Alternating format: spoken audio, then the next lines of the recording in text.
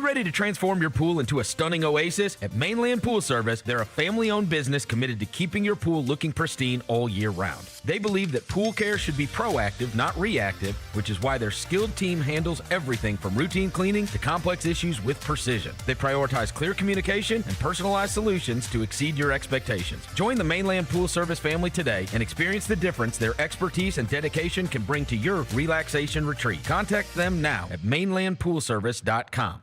The Grizzlies are on their way to a new era, and now's the perfect time to buy in and secure your seat to witness history. With the 2026-27 half-season tickets, you can see the future take shape in real time. With a talented draft class joining our young core and starting this season, half-season ticket holders can own the moments with all new MVP benefits, including inside access to exclusive events, perks that match your passion, and rewards that take your fan experience to the next level. More information, visit grizzlies.com/tickets or just call 901-888-HOOP or grizzlies.com/tickets. Pressure-packed moment in sports, hands down, has to be shootout in the World Cup. Because I am a casual fan of the beautiful game called football.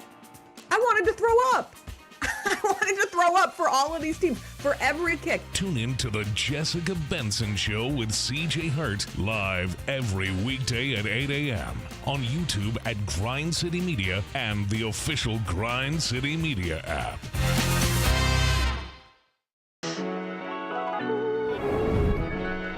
City turns up. Where the best belong. Never love. Shit, never love. 901 to the world, let them know we gotta never love. Yeah, never love. Bluff City show out, gotta never love. Never love. Shit, never love. Got soul, got heart, got pride, gotta never love. Yeah, never love. 901 to the world, let them know we gotta never love. Each challenge is unique, so each game plan is customized to identify opportunity and the path to victory. It's true in basketball, it's true in banking. Grizzlies Checking from Pinnacle with personalized planning and advice. Play hard, bank easy. Open a Grizzlies checking account with at least $100 and a recurring direct deposit by May 30th, and you could receive a $200 direct deposit bonus into your account. Details at grizzliesbanking.com. Member FDIC. The heaviest metal credit card of all time. Rumored to be one of only 18 in existence. Plated with the very same tungsten that forged the International Space Station. And wielded at business dinners like a samurai sword. It's a classic corporate power move. But the real power move? Having end-to-end visibility on your most critical shipments. FedEx, the new power move. Kroger shoppers and Grizz fans. Want exclusive last-minute discounted ticket deals texted straight to you? Sign up with the new Kroger Buzzer Beater deal. Fans can sign up by texting Grizz to 636-479 or visit your local Kroger store in the Delta Division and scan the QR code. By signing up, you agree to receive recurring automated promotional and personalized marketing text messages from the Memphis Grizzlies. Consent is not a condition of any purchase. Message frequency varies. Message and data rates may apply. This Photoshop job of the College Football 27 cover for this year is atrocious. Like, who made this? It's so bad. This is the deluxe edition. So you have to pay extra to get Kurt Signetti on. Oh, I'm sorry. You're paying extra to get Kurt Signetti? Tune in to the Jessica Benson Show with CJ Hart, live every weekday at 8 a.m. on YouTube at Grind City Media and the official Grind City Media app. Let's face it, there's a lot of trash talk in basketball, but the great teams let their performance do the talking. Like Ford F-150 with Pro Power on board, a class-exclusive industry-first feature that turns your truck into a mobile generator and leaves the competition speechless. Ford F-150, official truck of the Grizzlies. Greatness starts here at your Mid-South Ford dealer. Class is full-size pickups under 8,500 pounds, GVWR. Sonic Radio. Welcome back to Sonic RNDIO. That spells radio with me, the CIO. This just in, the new Sonic $1.99 menu lets you build a crave-worthy meal for just $1.99 an item, whether that's a creamy shake, crispy tots, or a quarter-pound double cheeseburger. This just out. Ostriches. They're mean, not very cute, and in my opinion, way too big for a bird. Don't miss the Sonic Fun 99 menu. 5 items, always $1.99. Live free, eat Sonic. Tax not included. See menu for details. Live from downtown Memphis, this is the Chris Vernon Show on YouTube at Grind City Media and the official Grind City Media app. Now, here's your host, Chris Vernon.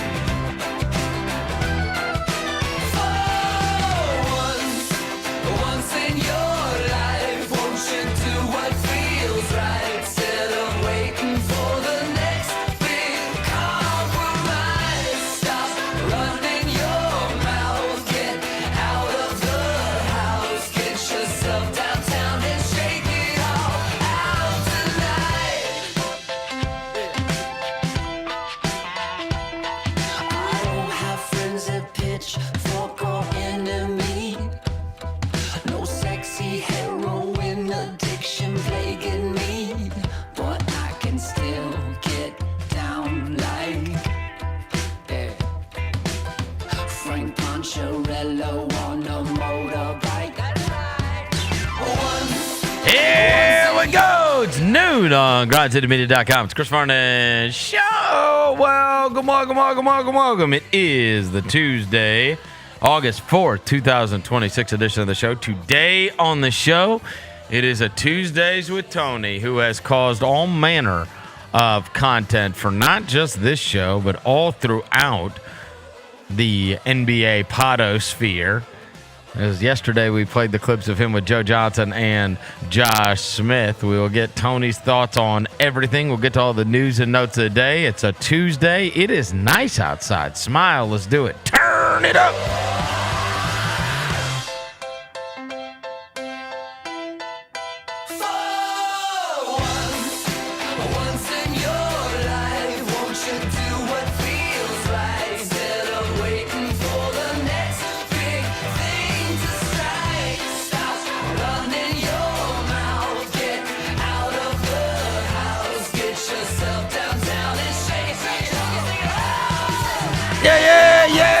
Yeah. I hope everybody's having a good day. All right, we got tons of stuff to get to on the show today, not the least of which is Tony Allen is going to be here for a Tuesdays with Tony. Before I get to anything, welcome John Roser to the show.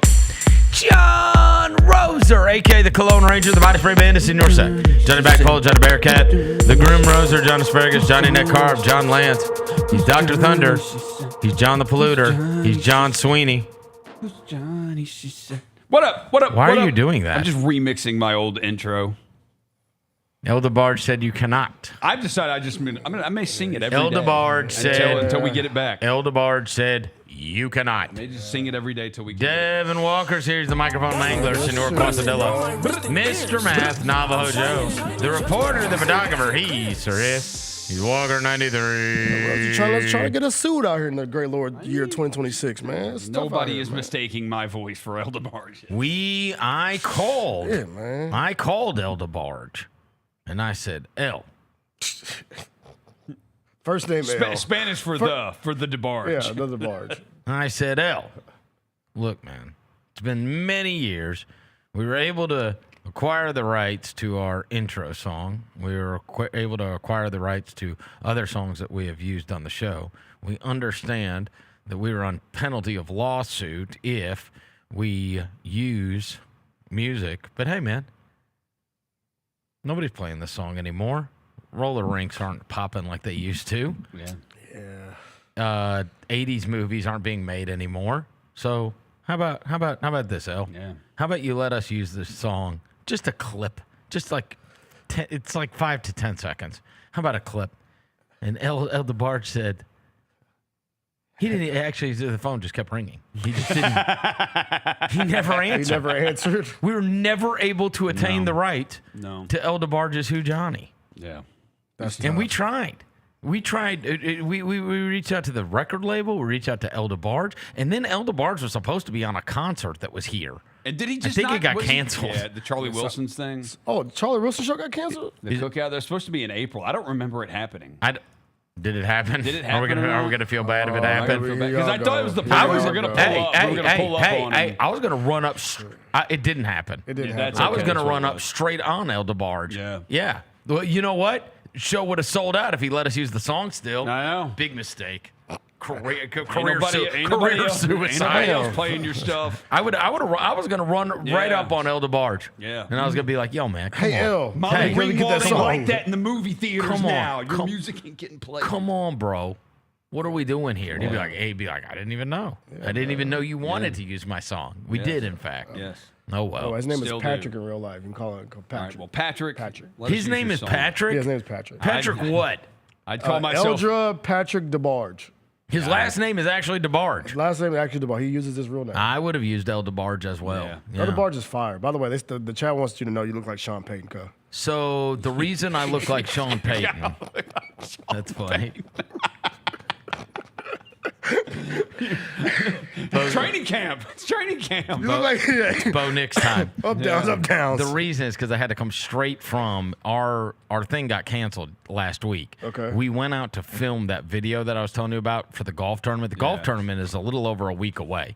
Here, the FedEx St. Jude golf tournament. And so we were going to film late last week. I believe Friday. We get out there to go film, and the heavens broke. It was like a hurricane. It was horrible. So we weren't able to do any of the video shoot. So it was rescheduled for this morning. And so I went out and did it. I'll tell you a little bit about it later. Yeah, there you go, Vernon. There we go. Yeah. Me and Sean the boy Payton. just like Sean Payton out here, man. Throw the hitch, Bo! Throw the hitch! It's not that hard! Sean Payton, bro. It's not that hard! You got Waddle on the team this year. It's not that hard! The hitch is open, Bo! Throw the... Yeah, there you go. Yeah. So I went out and I filmed that video this morning. I'll tell you a little bit about it later, but it was a hell of an experience for sure. Yeah, you know, I told you we were going to be doing it with a former St. Jude patient who's now an elite level golfer. It's such an awesome story, truly awesome story. It was mega fulfilling to do the video shoot this morning, but we're at a golf course. Thus I am dressed like Sean Payton. Sean Payton. And then you Me got and on a Sean Zoom Payton. call and went over the game plan with your offensive coordinator. Then I called Diana Rossini. Yeah. Wicked. Hold on, Aaron Oh, Rodgers. yeah, Aaron Rodgers, calm down, bro. Calm down over there. Tony Allen is GOAT. the grind father. Tony Allen's number 9 hangs in the building adjacent to where we broadcast. And he has caused quite the stir. Hall Look of at Fame him. Tony. Hall of Fame Tony, baby. Hall of Fame Tony. You know, hey, you know what Roser said yesterday, Tony? You're the only guy with as many all defense teams as you have. That is, you and one other player are not in the Hall of Fame that have been on all defense as many times as you have. Do you want to guess who the other guy is? Hey, hold on. It's true. Let me guess. Okay. Scottie Pippen. No. Not He's in the Hall of Fame, bro. He said Scottie Pippen's in the Hall of What's wrong with Fame. you, bro? First ballot. I'm tweaking. Scottie Pippen Hall of Fame. I'm going to take one. I'm going to tell you this. Take one All more guess. I'm going to give you a hint. Give me a hint. This guy's first name, no one has ever had it. No one else has ever had this guy's first name.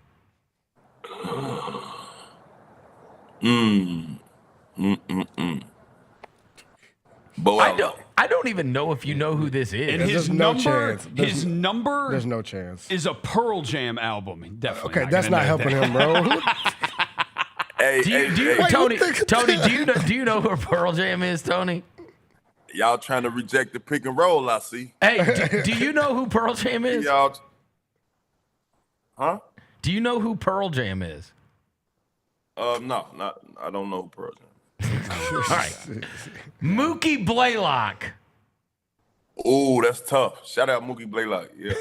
That's who tough. it was. That's who it is. He made 6 defensive teams. But Tony, you are the only one with 6 all defensive selections and 3 of them being first teams. That is not in the Hall of Fame. So all right, get so Tony his gold jacket. Hey, we man. already got you in the Tennessee Sports Hall of Fame. Right. We get you in the Basketball Hall of Fame, man. Hey, and I will say, this last week, it's a lot worse, but it's felt like old times for sure. Me defending Tony Allen, I felt like I traveled back in time 15 years. Yeah. And so, you started fielding calls from the NBA potosphere, and after your old buddies Joe Johnson and Josh Smith called you, you did go on their podcast, and I thought, look, you stood your ground, TA. You were 10 toes down on it. Hey, one thing for sure, two for certain, man. Hey, this ain't nothing, like I said, it's just barbershop talk, man. I was throwing a few rocks at Springfield, man. That's all, man. Maybe the conversation, you know, we always talking about Hall of Fame. Put me in, man. Put me in, man. I don't, it's just a conversation, man. It ain't nothing to, like, sound like I'm hating or nothing. But, I mean, hey, man, that's my field. I spoke on it. But I definitely didn't think that many people would be interested in the topic. And unfortunately, you know, it was just a few my thoughts and, you know, some listen, it's the summertime, Tony. We ain't allowed to talk about. No, this is bad. This is the best because I was listening. I was like, I related to a podcast that I listened to so much. So my old buddy Sherwood Strauss, Eason Strauss, has a podcast that he does, and his guest this week was the Philadelphia sports talk guy, Spike Eskin, and they were talking because Eskin is getting demolished. He has lit a fire under the bronzexuals like no one has ever. And I was like, oh, I can't imagine, because he's in Philly, and he was like, look, I'm gonna be, I can't switch up what I think now. He's like, I would rather not have him than win with him. And they are on his head. It's so funny. He's like, because it's going to be, if we win, it's a LeBron operation. That's what it's all about him. Yeah. That's it. And I'm like, that is not that unreasonable to feel that way. Yeah. You know what I mean? I think we would feel that way, especially when the guy's living in New York and helicoptering in, right? Like, I mean, it's not like he's like part of the fabric, right? And so, anyways, but buddy, you think what the blowback that we've gotten for the Tony Allen stuff's bad? Imagine that. Imagine being in Philadelphia, being like, you know what? I know everybody's excited, but I don't really want the guy. That's tough. But yeah, Tony, you have felt the wrath of the LeBron fandom. It is unlike anything else in the NBA. It's not. I mean, and to a lot of people who think I was just, you know. I didn't know that if you speak on his name, that a lot come with that. I thought I played the game, so if anybody get to talk about this, is me. You get what I'm saying? Yes. Everybody that's sitting on the sideline, you know, with their journalists and you know, everything in the pod and whatever you just said it was. Journalists are not the ones, though. It's these fans. It's nutty buddies. It's just the crazy fans that's been coming out. I mean, but I seen a lot of like content creators and, you know, guys. Yeah. Oh yeah. They ate. Let's just say they ate this time. But Well, the other thing is, you fed the streets, Tia. You definitely fed the streets. I also want to clear that. I also want to clear this up, where it's like, you know, oh, people just say things for clicks these days. People need to take away podcast microphones. That's always like what the clips are, right? You know what I mean? This is why there's too many podcasts now, and there's blah blah blah. Yeah. People just say things for clicks. I don't make 1 cent off a click. Nobody does. Like, what do you? Yeah, bro. I got 5 million impressions on Twitter last week, and I got like $70. I promise you, you're not really like making no money off this shit, bro. Doing it for like that is not.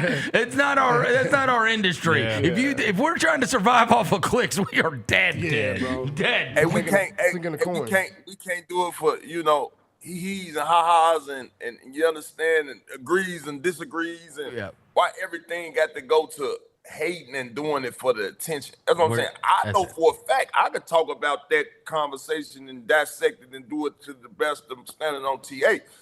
From playing the game and getting up, lacing them on them same hardwoods. Yeah. A regular fan or content creator, they can't talk to me about that. You get what I'm saying? Because I know the dissecting of the games and, you know, when guys get fouls and, you know, they switch to other matchups and be, you know, other type of defenders, which I'm not discredited. And I think that went over a lot of their heads. It's like I compete at a different level. Maybe we do it highly at different angles, but Tony Allen for sure could have that conversation with LeBron. Ain't too many other individuals even willing to do that then or even talk about it now. All right, so we're gonna take this a little further today because I've got something fun. All right, first of all, I put into StatMuse the thing that everybody always uses to pull up stats on everybody. The same thing that they used last week when Michael Beasley was popping off or whatever. I typed in who averaged the most points versus Tony Allen. Ooh. There's one guy. There you go. See, there you go again. He got the matches. Hey, Devin, he got the matches right now. He finna strike some. Cause I'm gonna respond. I don't even no, because I want you to defend yourself on this. Because I don't even remember this. It's one game, and it says 41 points. I'm just telling you who pops up when you type that in. It says, if you type in who averaged the most points versus Tony Allen on StatMuse, it says Donovan Mitchell played one game and averaged 41 points against Tony Allen. Is that true? I don't remember that. Did that happen? Did you only play once against Donovan Mitchell? Hey, but see, I think I did. But listen, was it in Utah or Memphis? I don't remember. I don't know. I don't know. If it was in the Grand House, I'm highly upset. But if it had anything to do with that elevation in Utah, yeah, I'm not gonna lie to you. There's a headline on YouTube that says Donovan Mitchell almost forced Tony Allen to retire basketball. Oh no! Hey, look, before you what year is that? 2017. Oh no, it was 2017. You were in New Orleans. No, listen, before you play that clip, I already know Devin got it already set up. Listen, hold on. Listen to this. Before he tried that dunk, this is why I don't fraternize. I was getting older in my career. This is why I don't fraternize, right? Before he did that, he said, "What's up, OG?" I'm like, "What up?" I shook his hand. I said, "Oh, hell no." He said, "I love your game, bro. I grew up watching you a lot, bro. I love your defense, things of that nature. Good dog," right? Yeah. I turned around. He came down the middle, man. I promise you, if I didn't foul him, I promise you, I was going to retire my damn self. You have it? You have to see the video. Wait, bro. hold on. Oh, no. Uh-oh. Oh, my God, T.A. Oh, my God. Oh, God. Wait, you played for New Orleans? Yeah, that was your last season, yeah. Oh, so that's why they said he tried to retire you? T.A. I was on my way out the door. You really were. Yo, oh, my God. What's wrong with this dude? He didn't score. He almost got you, T.A. I think I probably only got defense. dunked on maybe 3 times, to be totally honest. DeAndre Jordan got you. DeAndre Jordan. That was bad. Tia, you had a Johnson, who? and probably back Kobe or something. But ain't nobody just The DeAndre Jordan one is the only one I like. That one is burned into my memory. you just couldn't get out of the way. Yeah, DeAndre Jordan had some unbelievable dunks, dude. You were not alone. You cracked on Josh Smith one time pretty heavy, T.A. Oh, you didn't. You know what? You didn't bring that up on the podcast. Yeah, why don't you bring that up? That's my boy Josh Smith, man. That's my guy. I like Josh Smith. He too. told me the other day. He said, "Hey, man, I would let you." I guess he let you go, right? He let you go, and then he got try to go chase it. Yeah. He probably was thinking, man, TA got a wooden leg anyway. Let me go, but it didn't go that way. But y'all can't be doing that. What y'all doing, man? No, this is you. This is you. That's your dunk on Josh Smith. That's you. Yeah, that's Atlanta. It was a little glitch in it. Yeah, that was me back in the day. Look at him, bro. Get in that passing line, T.A. Catch up and get this. Oh. Yeah, there we go. There and you got to realize. And one. Is that Kirk Heinrich? I think it is Kirk Heinrich. Hawks Heinrich? I do not Josh remember let Hawks you know Heinrich. though. He say shot blockers get dunked on. Josh let you know that. Though that's my man. We kicked it after that night too. We went. He had the white Maybach. He had a white Maybach. Listen, he had a white Maybach 62. He just had got it. He say, "TA, come hop in." We hop in, go get something to eat, man. He made sure I was in his Maybach. He just signed a big boy deal and everything. Yeah, that's my boy Josh Smith. Don't be doing that. He a real one. Those guys, no, I love those guys. I laughed so hard. I laughed so hard at that clip last week where they talked about why Atlanta's never good, has never been good because of the nightlife. It's like it's impossible to be a. I mean, if you're a Hawk. Yeah, bro. Like what kind of guys do they have to draft? They're just going to get a bunch of like married with kids guys. They tried to draft the passer. Remember that? They tried to draft that passer. He retired. AJ Griffin. AJ Griffin. They tried to draft a passer. Way too much sin. It was too much sin going on. He quit basketball, bro. Do you think Atlanta would be hard? I can't say hooping in Atlanta would have been probably tough for me. You know what I'm saying? You don't say. Yeah. It would have been because it's like the Hollywood. It's kind of Hollywood out there too at the same time. They call it Black Hollywood. So it's like I couldn't have been out there. And now, Tia, you played a time before BBLs too. Yeah, it makes sense. So they, look, when guys went on road trips, obviously Atlanta was always a hard one, right? It was a loss, bro. You would see those guys being all tired, but like you never think about it from the home team's perspective. Like those guys, it's like typically you get more rest at home. Isn't that fair, Tony? Theoretically, you get more rest at home, but not if you're a Hawk or a member of the Heat. Nah. Then you don't get more rest at home. It's like you get more rest on the road. That's when you're able to get your naps in and whatnot. Yeah, it's over with. Okay, so especially if you got newborns, then you get your rest on the road. Yeah. You're old in your career, you know what I'm saying? You see yourself getting older, and as you see guys, they get their families, the Giannis's of the world, they be wanting to be at home. You know what I'm saying? At that point, you get older. You know what I'm saying? You young, you probably want to pop out, hang out, go get you something to eat, see all the people you been in the NBA. Getting all these tickets, but as you get older, you get what I'm saying? You want to keep the main thing. What's first don't never get put second type of attitude, and those guys become veterans. You know what I'm saying? You saw it. Yeah. We saw it in real time, bro. Every time our team went to Atlanta during that run, what year? It was over with. What year in the league do you feel like you grew up? When I got to Memphis. Really? I instantly knew that was year 9. No, listen. You were still going out in Memphis. Come on. Listen, brother. If you guys, you gotta pick up what I'm putting down. All right, listen. So when I got to Memphis, all I did was I was like, I'm finna turn my professionalism up. I'm about to dedicate myself to the weight room. I'm about to be first to everything. I'm about to be the last one to leave. I'm coming back. I made myself a true professional. Like, if I didn't play over 25 minutes, even when I wasn't playing, I'm going to run me 5 miles. I'm getting the weight room lift in, the one that I'm supposed to do tomorrow. I'm going to do it early, right after the game. So when I come here, I can focus more on therapy and, getting shots up or whatever.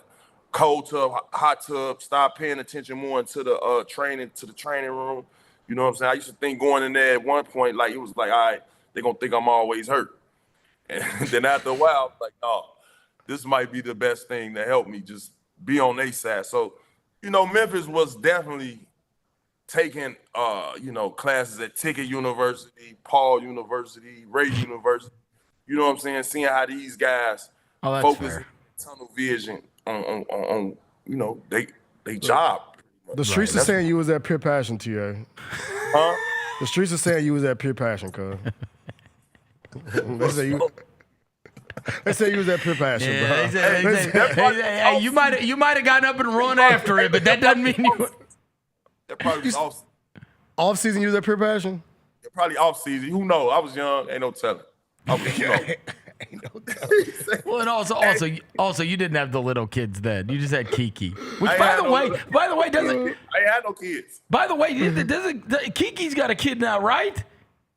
Yep, I'm a granddad. You're not the grandfather. You're the grandfather. You're a grandfather now, You ain't the grandfather. You're the grandfather. Oh, You're the grandfather. You're graduated. Look, you see these grades? He ain't the grandfather. He's the You're grandfather. the grandfather Hey, now, grandfather. man. Every time I go get my hair cut now, they asking me, you wanna? I'm like, why you keep? What's you that mean? gonna darken They up? trying to get you in the Beijing? Yeah. Don't do it. No, TA, don't do it, bro. Please do it. No, keep the salt and pepper, TA. Don't do it, bro. No. Don't do want it. it. Don't do it. I want that thing. I want that thing jet black. Nah. Whatever you see it, if you ever see it pitch black, you know. Yeah, Nah, don't do the Marcus Freeman, bro. Keep the salt and pepper, bro. I want it. Keep the salt and pepper, TA. I also want it on the cheeks all black. You know what I mean? Like a freaking caveman in this mom. Great, bro. Look at you, bro. No. All right, so look, once we had all the kerfuffle last week with the rankings, which all started this was that Bleacher Report rankings of the best defenders and whatever. You have had other NBA observers and analytics guys that have attempted to put together a list because it became like, it became like on Front Street, like a topic. And I do want to pull one up because it was sent to me, and I liked this one a lot. This was who was the guys that did it? Tip Off Basketball put this together, and they ranked the best NBA defenders since 2010. And I was like, here we go. Right? All right. So then they have this thing. I just want to tell you, it's called, hey, I love this ranking. Hey, it's called DAWG, the DAWG, all right, which is the, which is what they use. It's a defensive aggregated weighted grade. So instead of relying on single stats, it synthesizes the 5 most respected advanced defensive metrics into one unified ranking, therefore combining their strengths to eliminate statistical noise and isolate pure defensive value. Okay, this is what they went to. And so it's not calculated for everyone. Each season, only the top 75 qualifying defenders make the database, okay? And then they all defensive it isolates high volume elite defenders focusing purely on players deserving all defensive consideration. The best are compared against the best, okay? So then they go on and they do like last season, right? And they do the top 5 defenders of 25-26 last year. Wemby is far and away the best. No one would disagree with that, right? Then he is followed by Chet Holmgren, Asar Thompson in Detroit, Rudy Gobert, and Kason Wallace. I don't think anybody would argue. This seems completely reasonable. There's nothing in there that is massively clickbaitish. That seems to be right? Yeah. If you were just grading them on how much defensive impact they have, that would be fair. Yeah, so anyways, they go on and they do the top 5 defenders of 09-10, just as a reference point, right? They've got Dwight Howard at the top, then Andrew Bogut, Marcus Camby, Ben Wallace, and Tim Duncan. Okay, so there's a point of reference. That's what they did for 09-10, because the next season is the season that they're starting to go from, right? So since 2010. Then they did 3-year defensive peaks. Okay? Rudy Gobert is at the very top, followed by Kevin Garnett, Dwight Howard, Tim Duncan, Draymond Green, Andrew Bogut, Kawhi Leonard, Giannis, Marc Gasol, Tony Allen. Yeah. That is the top 10 3-year defensive peak. Are you fine with that? Obviously, the Bigs got a lot more credit on this. It's analytics, so it is. TA might be a little fried on that one. The numbers are the numbers, okay? So then, the interesting thing is they go down through it, and they have a whole mock-up of Tony Allen and the career resume. And here's what it says. I'm going to read this to you, and you tell me if this seems fair. It says, coming into the league, Tony Allen wasn't the defensive monster we know today. He was an explosive rim attacker, but a severe ACL tear in 2007 forced him to reinvent himself as a pure defensive specialist. When he arrived in Memphis in 10-11, finally securing a starting role, he immediately reached dog heights that rivaled the league's best 7-foot rim protectors.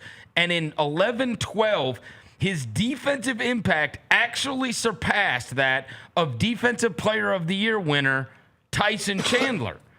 After a brief dip in 13-14, when he missed 27 games due to injuries, he bounced back in historic fashion. His 14-15 campaign generated a 3.21 dog, the second highest single-season score ever recorded by a perimeter defender since 2010. He also owns 2 other top 10 all-time perimeter scores, 10-11 and 11-12. The inevitable decline started in 15-16 as he turned 34 and an injury-plagued Memphis team crumbled around him. It says 14-15 was your best season by far. Do you feel that way? Well, quite honestly, every year in Memphis I felt was my best year, man. You don't feel like one was better than the obviously. Look, that obviously the 11 team that went on the crazy run after you were putting the lineup and whatever. Then 12-13, they say, what were the 27 games missed the next season? That was the 12-13 or I'm sorry, 11-12 year. What was that? It was a groin injury. Oh no, 13-14. It says that's when you missed 27 games. It was I had a groin injury. Oh, okay. Hey, Tony, that chart too they put up, he's the only guard on there. The peak defensive. Yeah. He's the only guard on that list. Yeah, so look, maybe you do like analytics after all, Tony. Yeah, TA. Those analytics favored you. They said the best guard season defending ever. Best perimeter impact ever. Hey, and I'm not arguing it. Hey, do you see? Hey, you know what else we like about this analytics? I mean, again, we can quibble with Gobert and whoever else is up there at the very top and whatever, but he's a great defender. Come on, he blocks 1 million shots. Hey, he do in his time. I mean, if you want a drop coverage center, he's the one. He is. Mm-hmm. I just don't like drop coverage. I think it opens up the threes. And I think it ends up getting beat in the playoffs. So Terrence Mann do it. All right. That being said, Tony. What? We got to talk about the elephant in the room. Oh, Lord. Who's not on that list? He's nowhere to be found. Hey, LeBron. He's nowhere to be found. They isolated defensive impact, and he's nowhere to be. He's not even on the radar. Not even on the radar. He's not even on the radar. Not even on the honorable mentions or nothing. We love analytics. Yes. Yes. So tell me out. That right there is telling me, right, that I ain't just barking for nothing. That's right. No. TA, look at all those players on the list, TA. You are the only guard on that list, bro. Well, you can count. I'm just saying. You can count Kawhi as a perimeter defender, though. Yeah. No, everybody who thought I had some old outlandish ass out the mud take when I was just talking. Look, men lie, women lie. Hey, them numbers don't. Analytics don't, TA. Here we go. TA 6'4" with the heart of a champion. Hold on, one more question. Is this the year of the year they was talking about? What year is this? No. That's 3-year defensive peak. Like they took everybody's best 3 years as a defender.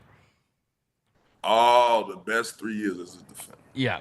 But your 1 year, you got weighted down because your 14-15 year, for whatever reason, on their numbers where they isolate defensive impact, is freakish. Like it's the second highest ever. And I guarantee you, them 27 games I missed. No. We're talking about 14-15. 14-15 is the year that you had the crazy ass numbers. I don't know what the crazy analytical numbers. I don't even remember 14-15. 55 and 27. 55 and 27. 55 and 27. But this is 2 years removed from the Western Conference Finals, because that would have been. We went in 12-13. Then there's 13-14. Said Yeager was the coach. Yeah, and it says you're 55 and 27. Dude, our roster was really good. Huh? We had a really good roster. Jordan Adams, Little Cheeseburger, Tony Allen, Nick Calathis, Vince Carter, Mike Conley, Mark Gasol, JaMychal Green, Jeff Green, Costa Koufos, Courtney Lee, John Lure, Kalen Lucas, Quincy Pondexter, Tayshaun Prince, Zach Randolph, Russ Smith, Jarnell Stokes, Tyrus Thomas. I got that jersey at the crib. Grizzlies? No. What's that team? What's the G League team called? Tyrus Thomas played for us? Yeah, he did. He's on the G League team. Isn't that the year? No, he did. Yeah, How many he was games? ready. He was ready. I ain't gonna lie. We gave him if we gave him about another 2 weeks to get in shape, he would have been real helpful for us. And then Bano. I love Bano. He signed a 10-day. He played for the Iowa Energy for a little bit too. He signed a 10-day with us? Yeah. Did he play in any games? Let me see. Hold on. I don't remember Tyrus. He played 2 games, bro, in 14-15, bro. Where was I? Shot 100% from the field. Were they on the road? Wasn't the Toronto game. 14-15, bro. He played in 2 games. Oh, he played 3 minutes.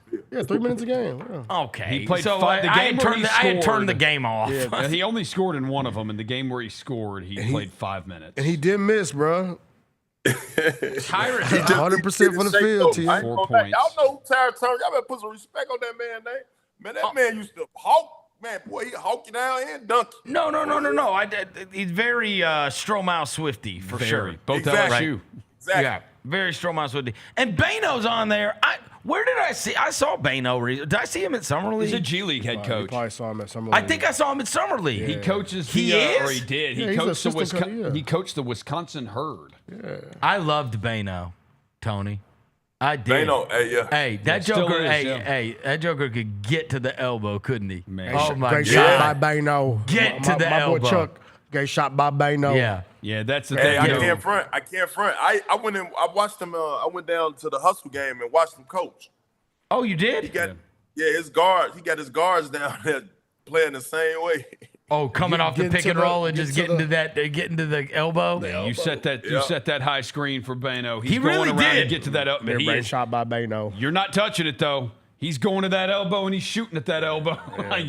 Little Ty Jerome. Yeah. Yeah. You know what I mean? Yeah. Ty Jerome's got that kind of crafty, weird stuff that he does that gets to his spots. You know what I mean? Where he can make shots. Is he still a head coach, Bano? Yeah, it says he's Yeah, this was this year. he's still on the Yeah. basketball operations staff with the Wisconsin Herd. Yep. Yeah, he's The currently Bucks. the head I coach of think the it was Wisconsin the Herd. Bucks Yeah. team. The Bucks G League team. Yeah, it was Yeah. Wisconsin He's Herd. still yeah. there. He's still there right now. He was here last year. Wow, so he'll be there with Taylor. He was in player development for 2 years with the Pelicans, and then he got the job with the Herd. Are any other guys coaching? I wonder. You know who I saw got hired as a player development guy yesterday? Oh, Will Barton. Okay. Oh, okay. Yeah. I think the Wolves. I think it's the Timberwolves. But I was like, I had not seen his name in so long, and I was like, I wonder whatever happened Yep, hired by the Timberwolves. as a player development player guy. development hey, coach. yo, Yeah. hold on. Let me switch it up. Yo, what's up with why Russell Westbrook is waiting so long for him to get a deal, and what's up with Jaylon Duran? Why they disrespecting Holmes like that? All Like, right, that's they're not.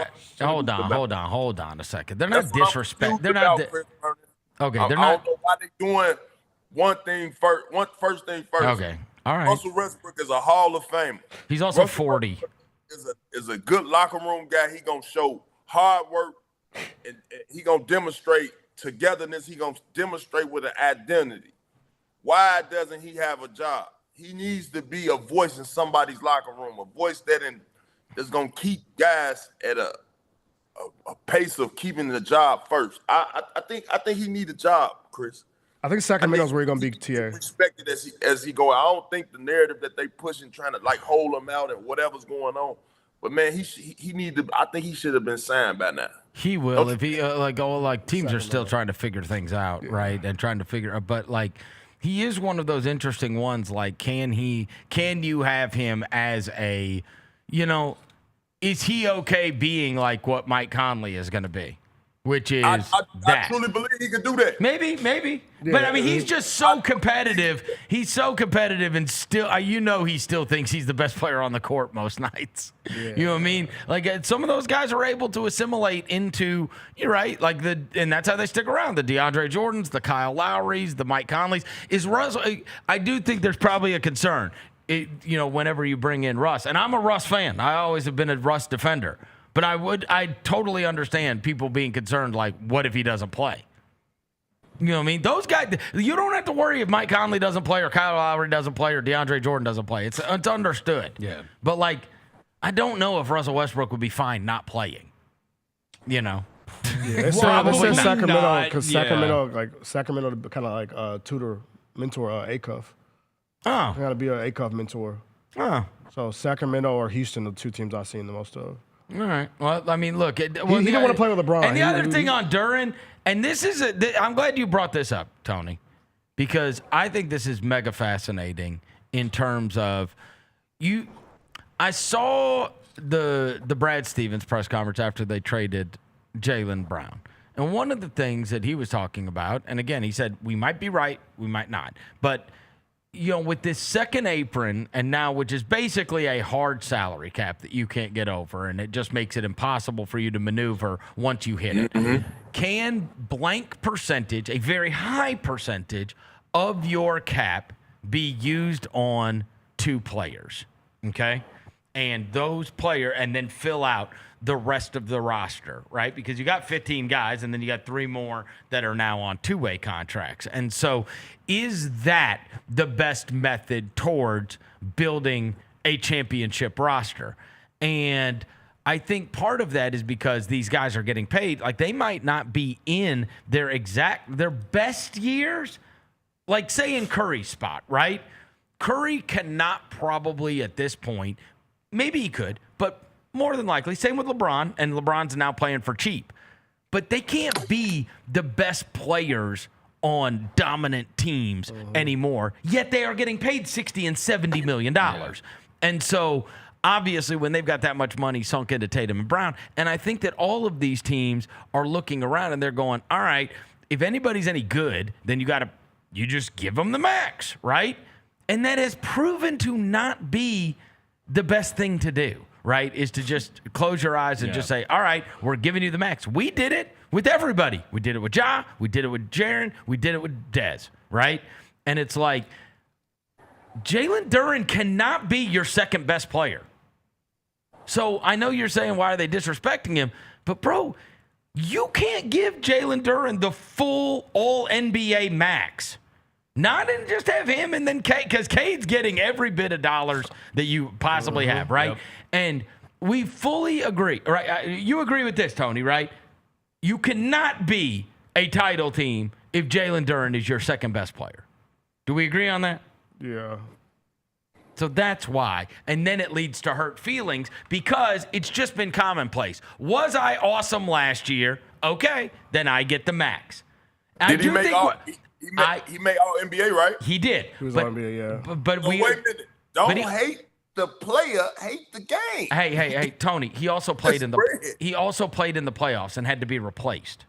Boy, you know what I'm saying? 11-6 in the playoffs, TA. That team shouldn't have came out before the game. But bro, here's what I'm telling you, Tony. You can't average 20 and 10 during the season and 11-6 in the playoffs. That can't be. If you're a second best player, bro. That can't be. Yeah. That can't be. Analytically. No, that's not analytics. Listen, it's 11-6. What he did for the season and the award that came out, I mean, normally, just you correct me if I'm wrong. Normally when that happens, guys get. I agree, and I think we are moving into a new era where that is not going to be as likely. Where you're not. I know he's been like, well, damn, why now? I know. You've been doing. Oh, no, he's pissed. He's pissed. Come on. No, because that is what everybody does. They give Franz Wagner the max, and they give Desmond Bain the max, and they give, and so well, like. Say their name then, Chris. Huh? Say their name then, Chris. I mean. Say their name then, Chris. I say. That's what they do, though. They give them. They give everybody the max. So what you're saying is, if we give them too much, Yes. He ain't gonna perform, Ty. Like, so at this point. No, I'm saying they're not worth it. Yeah, it's gonna handcuff our rest of our roster. I'm saying the max should be reserved. Is it a difference from 180 and 250? Is that a huge? Yes, that's a difference. That's literally the rest of your roster. I mean, what's $70 million over 5 years? Yeah, you handcuff the rest of your roster, bro. You know, now, over 12 a year. Now look, and I have a solution for this, and I've talked about this a lot. I actually recorded with Jacoby last night and talked about it because this summer is the first time that second apron has really come into full view because it is now acting completely as a hard cap. So you have somebody like Oklahoma City, and Lou Dort is in Atlanta. I think Aaron Wiggins is in Atlanta. Isaiah Joe is up in Detroit. And it's like these are guys that were not only drafted but developed by Oklahoma City. They paid Chet. They paid Jalen Williams. They don't have the money to be able to do this. They've got to cycle through more rookie-scale contracts and whatever else. So the solution is this. If we are now seeing the repercussions of the second apron, I absolutely believe this to be true. If you draft and you develop the player, he counts less on your cap, right? Therefore, and that would be huge, right? So, like, let's say Jalen Duren, drafted and developed by the Detroit Pistons. He has been a member of the Pistons for his entire career. And so now I'll give him the $250, but I get a 10% discount. So he gets his full money, but he counts $225 against my cap, right? Because that also then it encourages you to draft and develop good players. But beyond that, it also encourages you to have your fan base be able to root for the same guys for 5, 6, 7, 8, 9 years. Like, I want these teams to be able to stay together. But that's the thing. It's like, all right, as soon as you start giving guys big paychecks, not only do the egos get involved within your own walls and your own locker room, but beyond that, you've got to dump guys. That's it. You know what I mean? It's going to come with everybody. Look, it's the cycle of this. If Cedric Coward, Cameron Boozer, and Zach Edey are what everybody wants them to be, they are going to get paid a fortune, and then we're going to have to say goodbye to the other guys we rooted for. Like, that's just the way this goes, right? And I just don't want that to be so. I want it to be where you get a break for being able to keep your guys. And that's the only way to do it. Because otherwise you look up and, like, Jaylen Brown's gone. Yep. Yeah. They can't afford to do that anymore in their minds because then your depth is shot. If you're spending that much on Tatum and Brown, and I actually think they're probably onto something with that. And we will see with Oklahoma City. And then the answer is the only way you can do it is if your guy. So Jalen Brunson took $100 million less than what he could have. And Wemby just took $50 million less than what he could have, right? For the sake of winning and because they know what's on the horizon.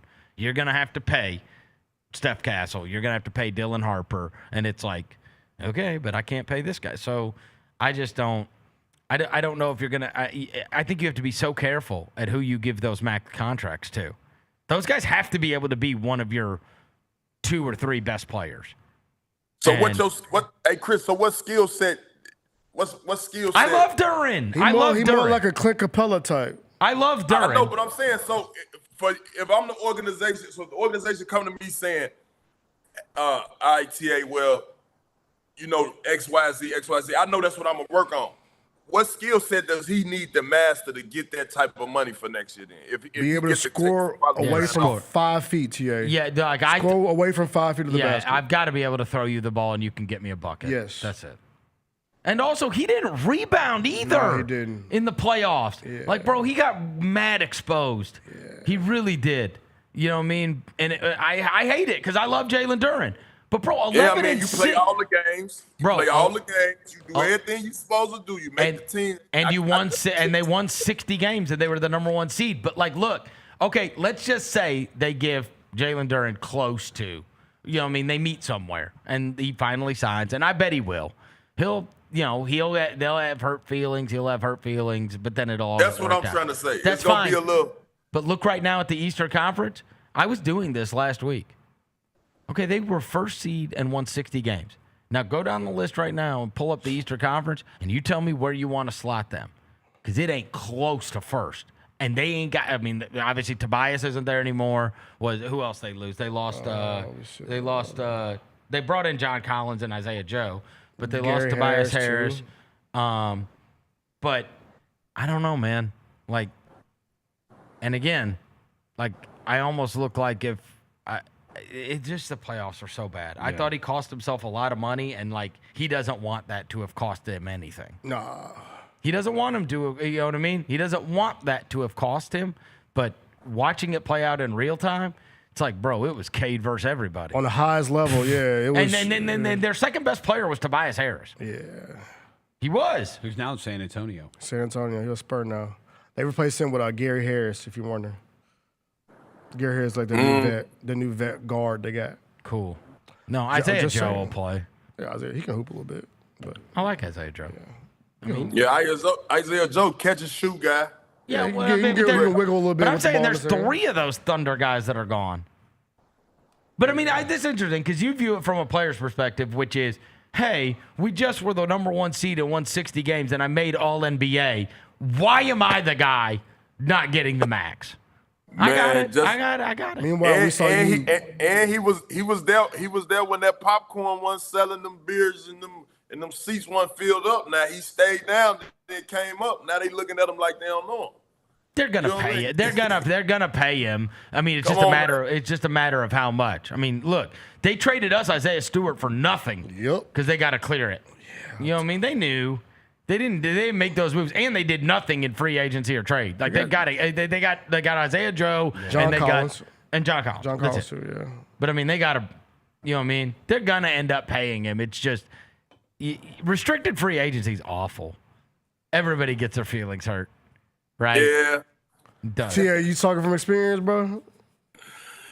Well, I was coming off an ACL injury. Oh, okay. You know what I'm saying? Okay. And I was thankful that Danny Ainge and Doc, they chose to keep me for a 2-year deal. You know, at the time, everybody was signing the big boy bags. Well, we said Josh Smith. But also you were pissed off here. You didn't want to go somewhere else. Yeah. You didn't want to go to New Orleans. You didn't want. I was what? How old they said I was? I was 31. I know, but you were like, just pay me in Memphis. I want to stay in Memphis, but you had to go elsewhere to go play basketball still because it was just like this run was over. Yeah, you were 36 to that last year. Mm-hmm. So it was about that time. And, it was over. Well, Donovan Mitchell tried to put you in the grave. Yeah, trying to end your career, and that's bro. why. And I'm telling you, I never fraternized. I don't know what made me feel so comfortable to shake his hand during the game and listen to him. He's a sweet guy. guy. I turned around. He just got married this weekend, TA. He's a sweet guy. He is. He's a really. He got married to he married Coco. Yeah. Coco. Yeah, TA, you had that's such a big win. That is such a big. I mean, what unbelievable respect that you command from everyone when you're married to Coco Jones. Coco Jones, man, that's unbelievable. Bro, outside versus she dated like 3 other NBA players before. Yeah, she dated Clay. She dated Sandro Hey, what are y'all doing, bro? That's Rosa that did that. I'm just saying, I didn't know, and I she saw went that. with Mamu. Yeah, she was with Mamu. She was with Mamu. Yeah, like in 2018. What in the world? Keep it P, man. Keep it P. Well, TA, in that game where Donovan Mitchell tried to end you. Mamu got game, bro. Yeah, Mamu's got game. He hooping off the court, man. Bro, if I opened up an old photo album and saw a picture of them hugged up, I'd be like, oh, hell no. No, you got to get rid of that, bro. By the time you get to Donovan Mitchell. She went from Mamu to Clay to Don. Wow. That's pretty good. That's pretty good. Working her way up. Yeah. TA, another advanced number is box plus minus. That's a thing people use. Like Jokic is always super hype on that. Your box plus minus in that game against Utah where Donovan Mitchell tried to end you was negative 30.9. Damn, bro.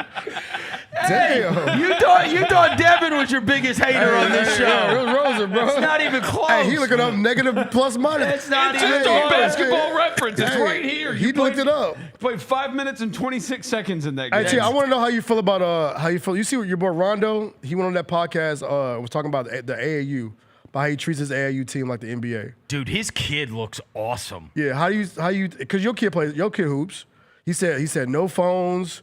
We ain't going to the hotel to swim in the swimming pool. He said he treats his AAU program like a business. Like, how do you feel about that? Like an I NBA think it's team. productive for their development. I mean, you got to get one of those mindsets where I have to properly prepare so I won't,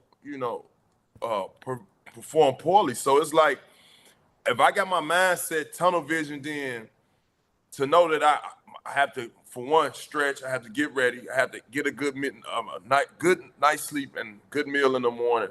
I have to go get my body warmed up for the main events. That's basically the mindset in routine.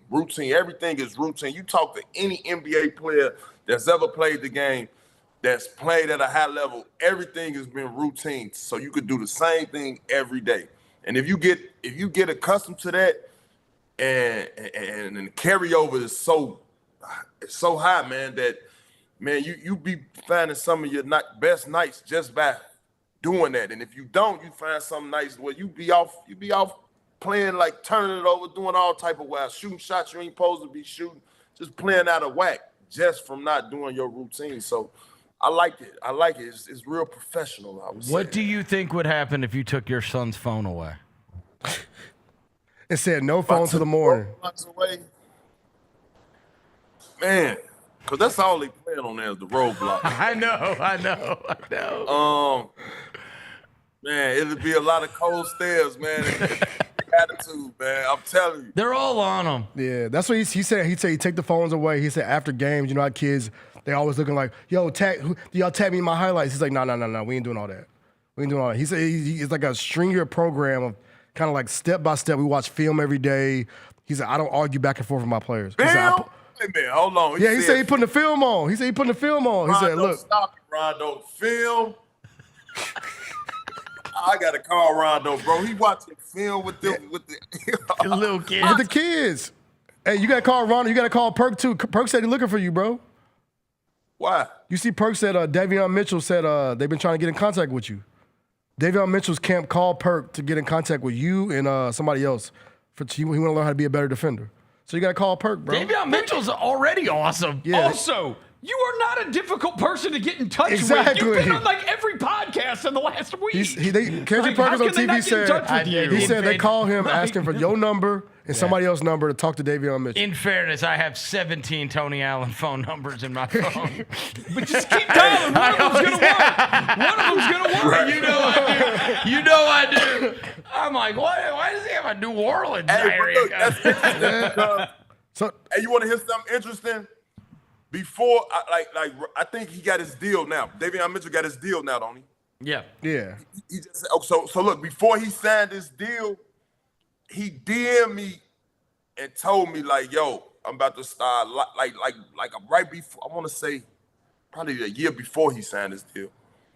He DM'd me and said, yo, I'm about to start locking, I'm about to start locking guards up in the league. Yeah. They call him Off Night. Off Night is his nickname. Yeah.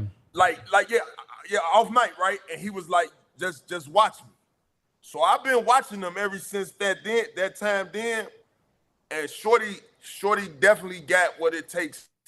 And he's little too. He's little, but boy, he is an animal. Yeah, he's looking for you, T.A. He's looking for you. And the things that I'm gonna teach him, when I run, I'm gonna slide in his DM. I'm gonna holler at him. But the things I'm gonna teach him, I'm telling you, man. He might make that first team about 5-6 times in a row. For real. I'm a Davion Mitchell fan for sure. Yeah, you know who he didn't reach out to, T.A.? LeBron James. He didn't reach out to LeBron, T.A. Hey, now listen, we ain't on it. We ain't that podcast. We grit and grind over here, man. We ain't with all that, man. Because them folks. Hey, this the most. I ain't gonna lie. This is the most feeds I probably had through social media. Just hit me, tagging me, and oh, it's crazy. It's The DM's been a little flooded, let's just say that. The DMs are flooded. Let's go. All right, hey, enjoy your time out in Los Angeles. We'll catch up with you next week. Watch out for them black trucks, Hey, TA. Watch out for them black trucks, bro. We appreciate the shout out on Nightcap. Oh, yeah. That was cool. Yeah. My man. No, man, I'm going to rep it, man. Grizzly Blue, baby. Grind City Media, man. Y'all be Thanks, Tony. Tony Allen. Remember, if you want to keep your pool looking its best, do it with Mainland Pool Service. They're my pool guys. They can be your pool guys, too. They believe in proactive care, diving deep into excellence to ensure your oasis stays pristine. It has been hotter than crap outside, but, man, I know you want to keep your pool looking good because you got to go get in the pool because it's too hot to be doing anything else. If you've got a pool and you want great pool guys, get with my guys, Hunter Bobo and his crew at Mainland Pool Service. You can call them 901-486-6652. 901-486-6652. Mainland Pool Service. All right, back into this. Chris Vernon Show.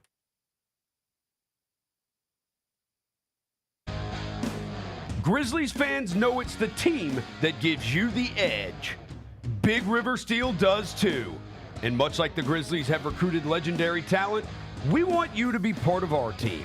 Are you ready to be part of something legendary? Then visit www.bigriversteel.com. That's www.bigriversteel.com.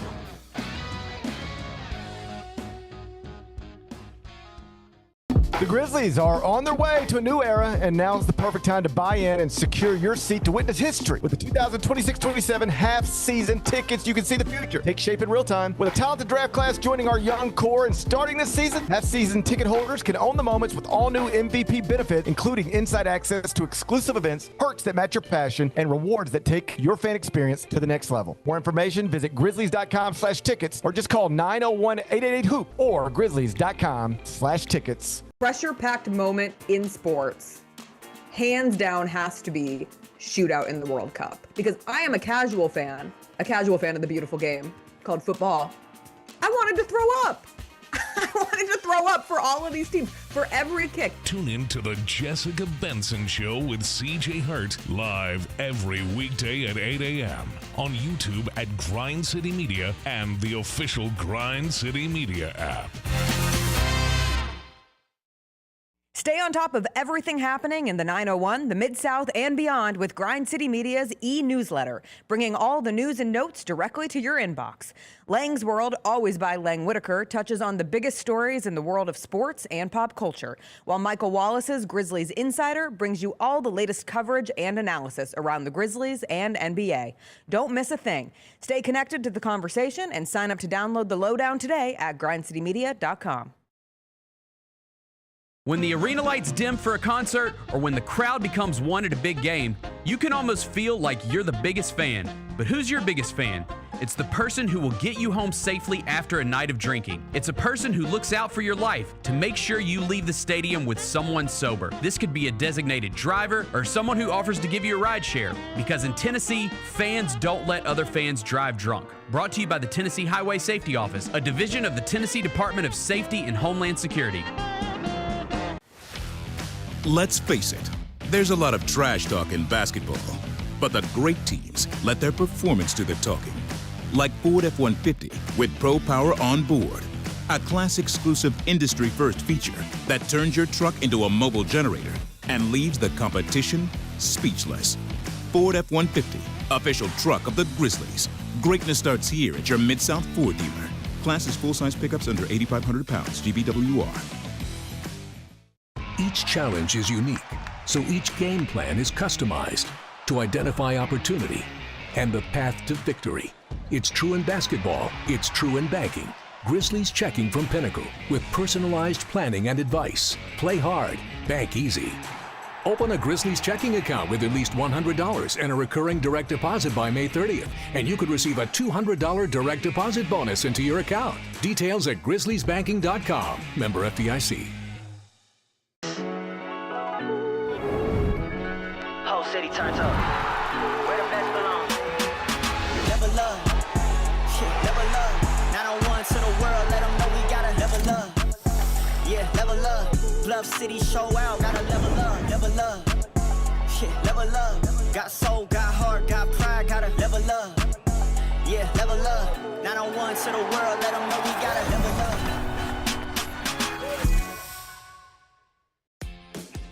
New Amsterdam Vodka is an official partner of the Memphis Grizzlies. It's the only exceptionally smooth vodka that is 5 times distilled, 3 times filtered, and rated 93 points.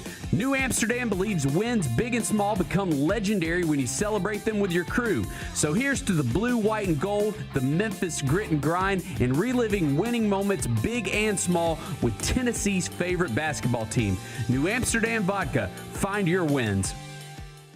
Bennett, the NBA Cup Championship game next season is going to be played at historic Hinkle Fieldhouse on campus at Butler University. You tell me, some people are calling it a disaster. I would argue it's not only not a disaster, it's an improvement. The idea of let's take this cool new thing and put it in Las Vegas made sense on a very surface level. Yeah. The Gary Parrish Show, live on weekdays at 10 a.m. on YouTube at Grind City Media and the official Grind City Media app.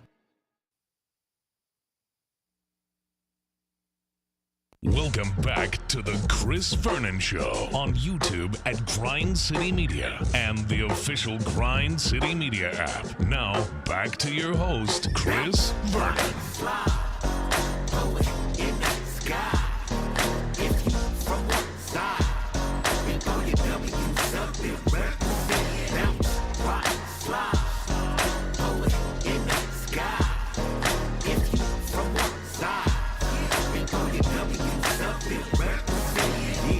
Outside with the G's and the homies, OG fresh out ducking the police. White t-shirt, locs on, riding dirt. Trick, don't talk to me when I'm counting up money. Yeah, west side, east side, it's active. I just stepped in the party, what's cracking? I just seen the enemies, but they lack. Yeah, we really with the business, they don't want no action. Bounce, ride, slide, throw it in the sky.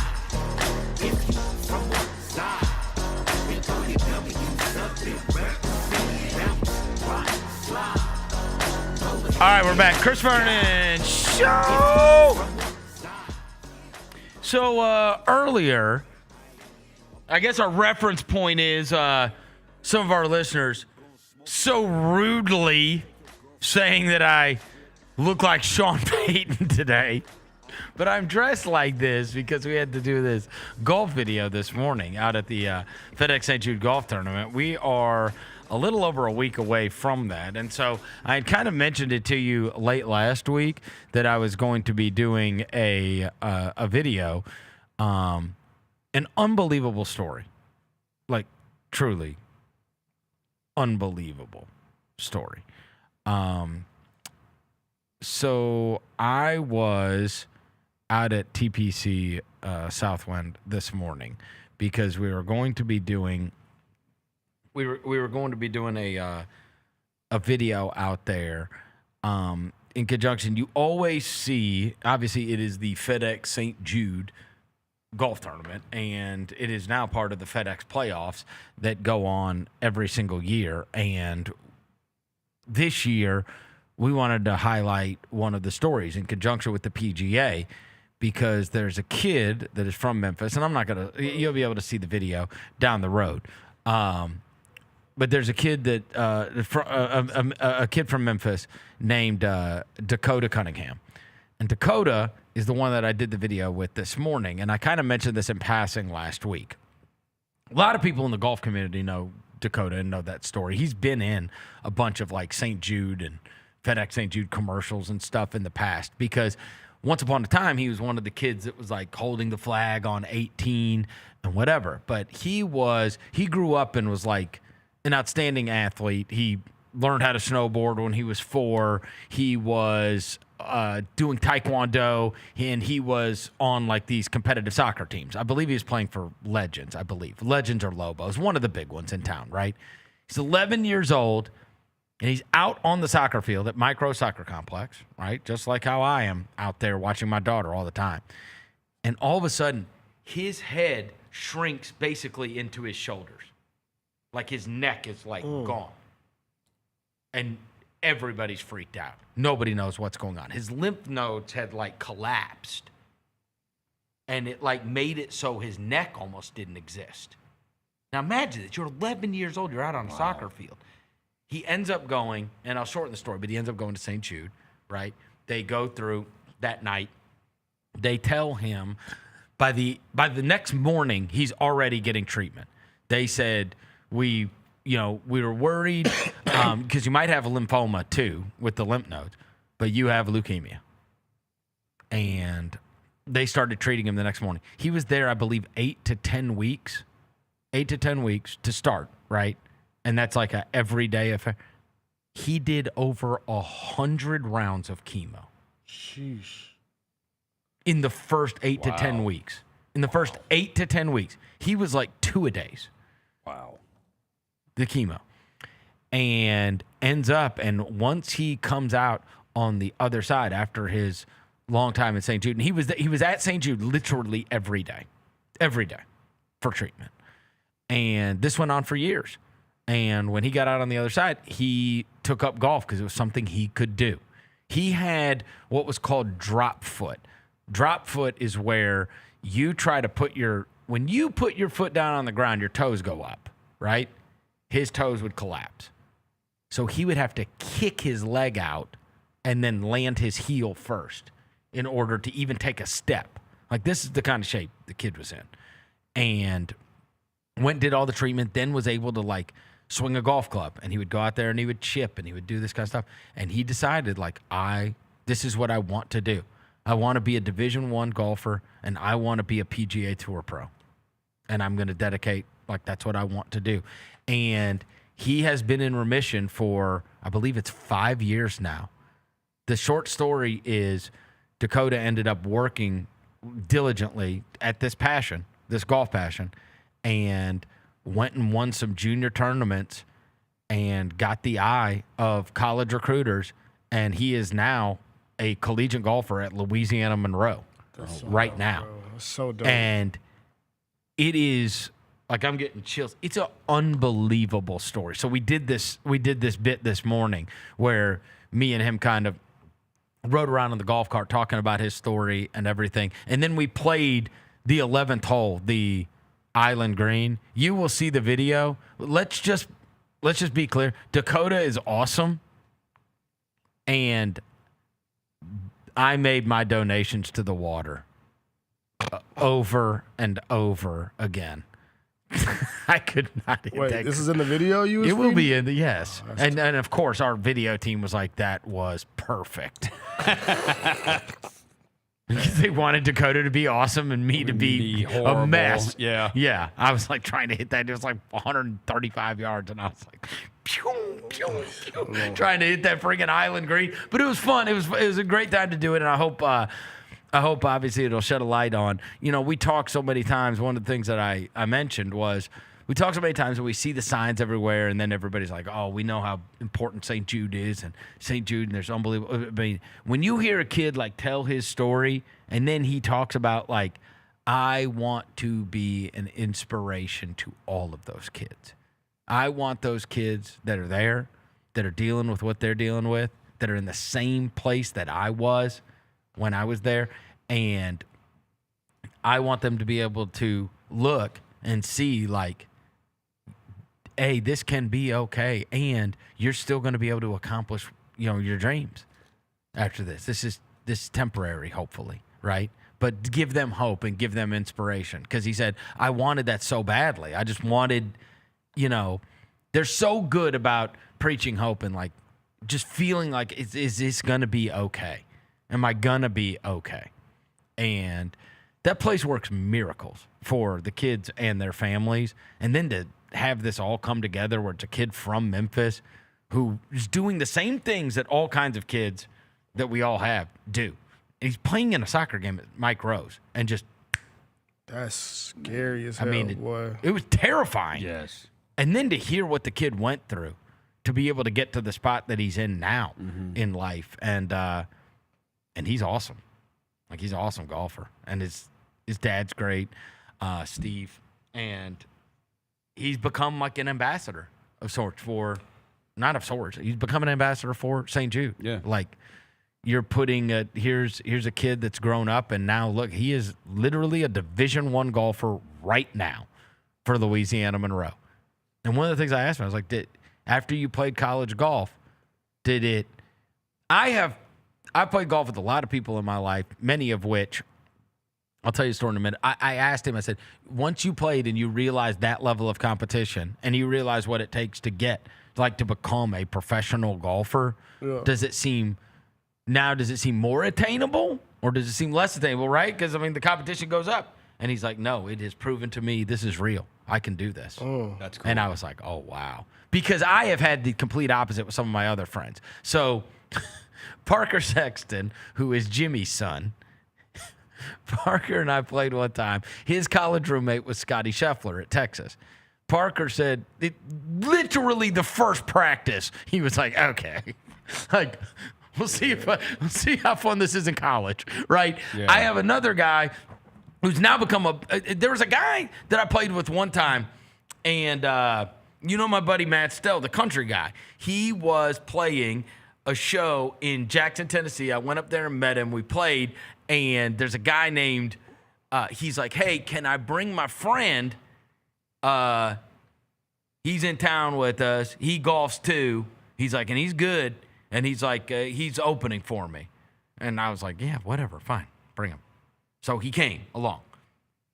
So the guy gets on the first tee box, whatever. And it just sounds different. Yeah. His name's George. I'm like, George Birch, who has now had like 2, I think, country number ones. Like he's big. Hits a ball, and I'm like, I'm looking at Stella. I'm like, who is this guy?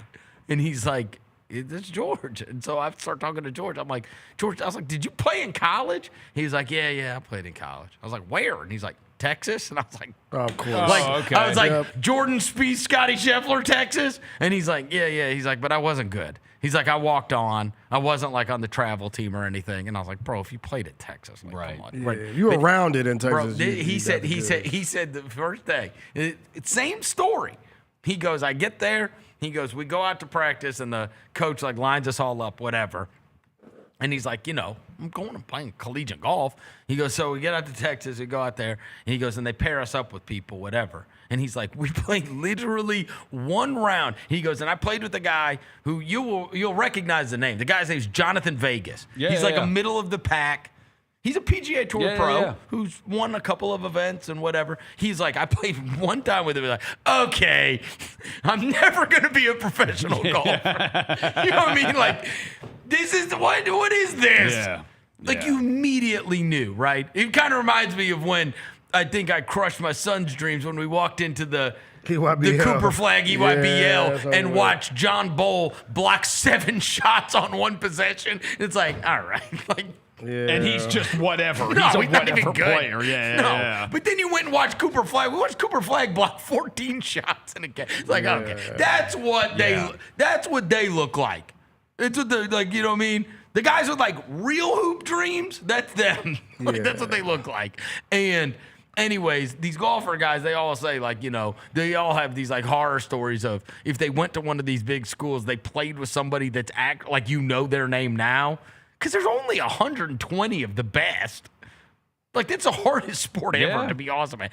But, like, this kid's like, no, I think I can do this. And it's such a cool story, bro. Yeah. Do you know how awesome that would be if he achieves his goal? Hey, bro, he going to get there, bro. I think he's going to get there. A kid that was a St. Jude kid once upon a time. He was 11 years old when it happened. You know how bad you got. You know how bad you got wanted to, because you could easily just give up. Well, adversity is not a problem for this kid. Yeah, shout out to that kid. What can you possibly throw at him? Exactly. That he can't handle. What the world can't stop me, bro. They say you go through chemo and it's the worst feeling you've ever felt in your life. Now imagine being 11 and going through it 100 times in a row. Damn. Yeah.